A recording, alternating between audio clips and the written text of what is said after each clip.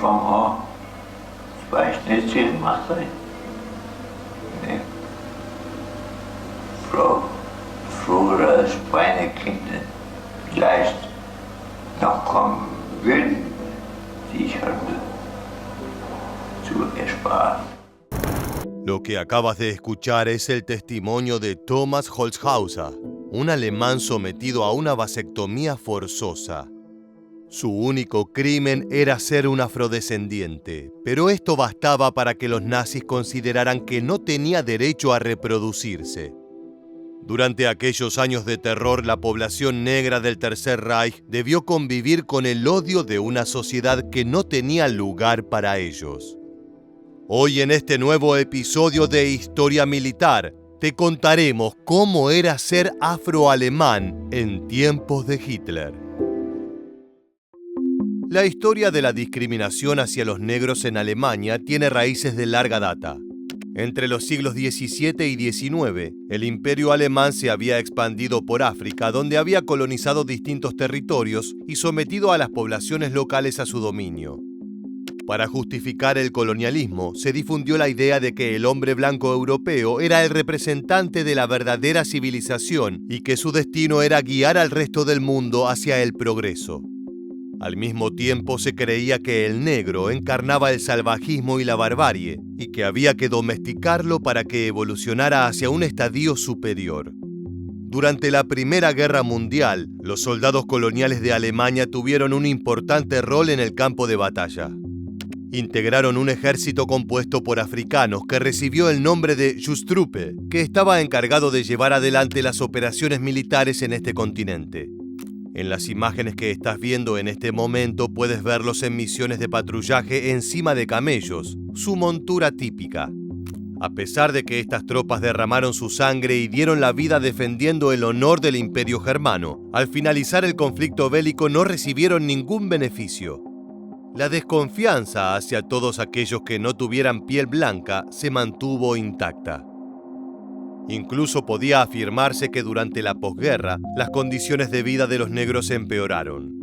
Esto se debe a que los ganadores de la contienda ocuparon la región del Rin en Alemania Occidental con el objetivo de adueñarse de sus recursos naturales. En este operativo, los franceses utilizaron a 20.000 soldados africanos provenientes de sus colonias. Para los germanos esto se trató de una humillación explícita, ya que en su visión se trataba de una raza inferior sometiendo a la raza superior. En consecuencia, hubo una intensa campaña de propaganda racista, acusando a los negros de masacrar a las poblaciones germanas, violar a las mujeres y esparcir enfermedades venéreas. Here we can see an African with deformed lips who almost looks like an ape beneath a French helmet. And when you turn the coin over, you see a German woman bound to a martyr's stake. And that is the erect penis of a black man, topped by a military helmet. These were the sexual obsessions of the Black Shame campaign.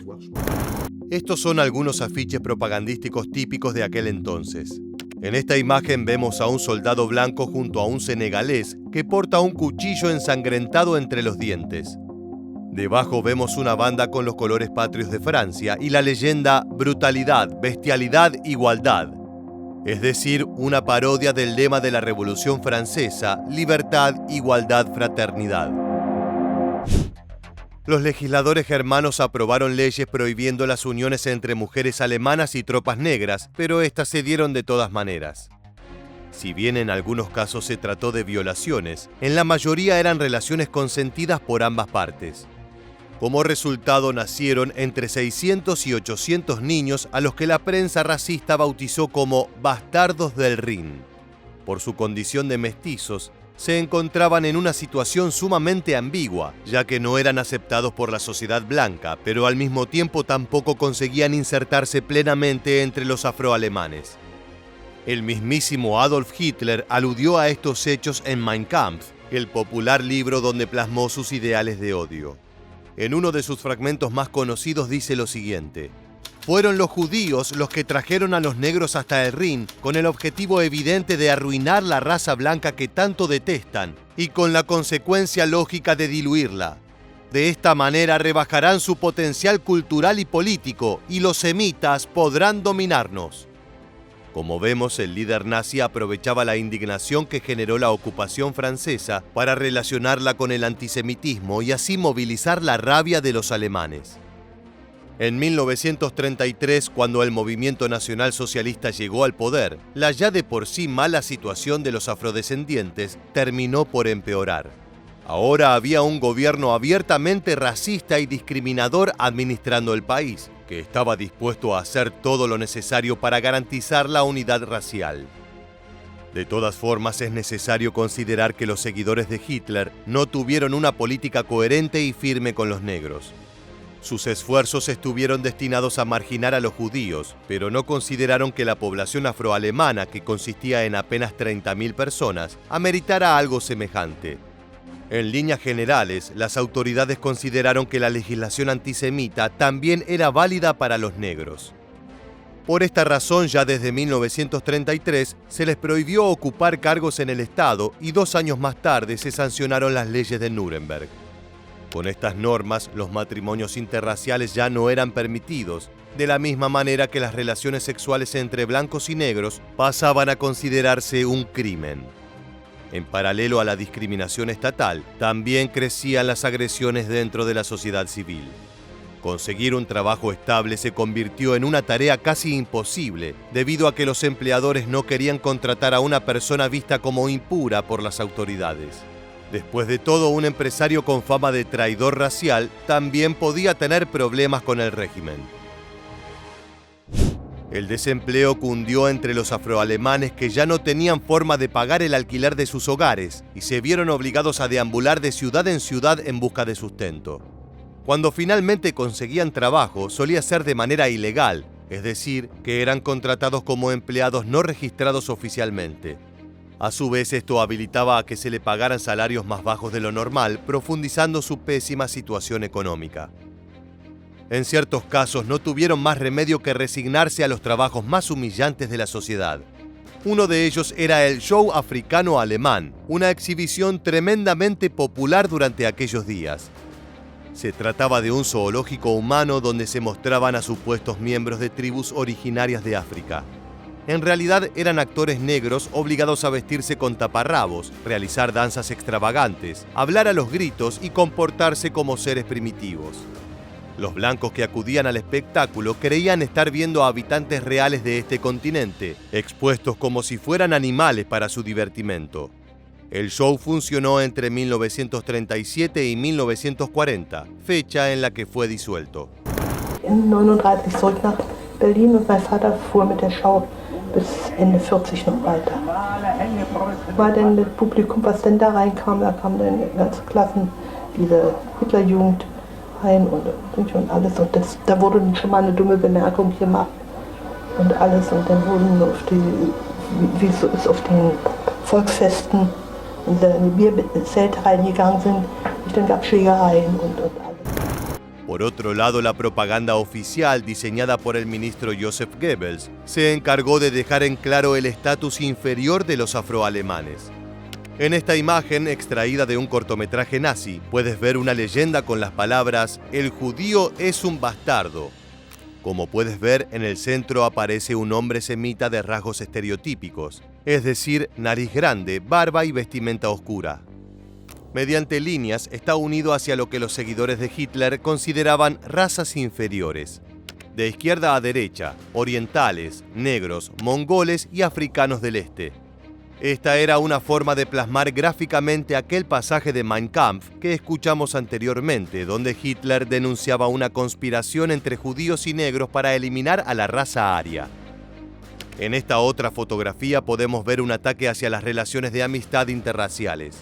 Aquí vemos a 2 mujeres de diferente color de piel confraternizando y una leyenda que dice lo siguiente: resultado, pérdida de orgullo de la raza. Toda esta propaganda caló hondo en la población alemana blanca, que aceptó la idea de que los negros debían mantenerse separados de los demás, tal y como sucedía con los judíos y los gitanos. Ahora nos centraremos en la educación de los afrogermanos en el Tercer Reich, ya que, como era esperable, también fueron marginados en este ámbito. A partir de 1935 se introdujo una nueva asignatura en las escuelas llamada Ciencia Racial, cuyo objetivo era enseñarle a la juventud cuáles eran los colores de piel puros y cuáles los impuros.